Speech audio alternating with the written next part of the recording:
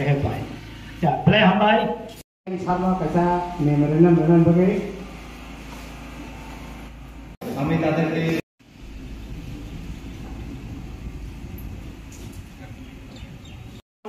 हिंदी बोलते हैं हम आजकल के लोग जन्म होते ही हिंदी बोलते हैं तो हिंदी तो सब समझ गया होगा कैसे नाम खाली सराय सराय সোশ্যাল মিডিয়া এত ধরনের একটা শক্তিশালী হয়ে দাঁড়িয়েছে যে সোশ্যাল নেটওয়ার্কিং যে প্ল্যাটফর্মটা আজকে উইদিন সেকেন্ডের ভিতরে মানুষের কাছে অতি দ্রুতভাবে খবরগুলো পৌঁছে যায়। কারণটা হচ্ছে যে সাংবাদিক বন্ধুগণের পরিশ্রমের ফলে, সাংবাদিক বন্ধুগণের কঠোর পরিশ্রমের ফলে, তাদের হার্ড ওয়ার্কিং এর কারণে এই যে তথ্যগুলি মানুষের কাছে পৌঁছে যায়।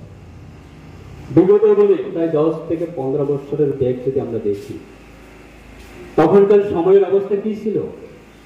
যে সোশ্যাল মিডিয়া তখনকার অবস্থা, টেকনোলজির যে তখনকার অবস্থা খুব দুর্বলতা ছিল।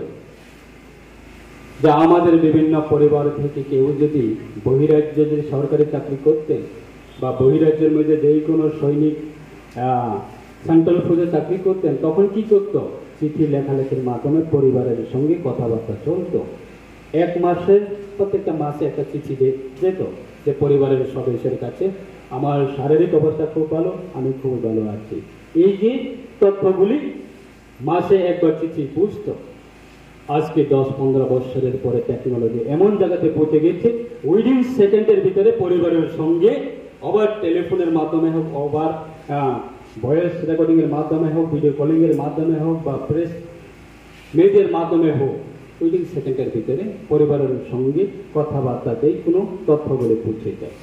তাই আমাদের দেশের প্রধানমন্ত্রী উনিও চাইছে যে দেশের যে টেকনোলজি সেটাকে আরো উন্নত করা, টেকনোলজির সিস্টেমটাকে আরো ডেভেলপমেন্ট করা। তার জন্য এডুকেশন আমাদের সমাজের জন্য খুব অত্যন্ত গুরুত্বপূর্ণ। আমাদের এই যে এডুকেশন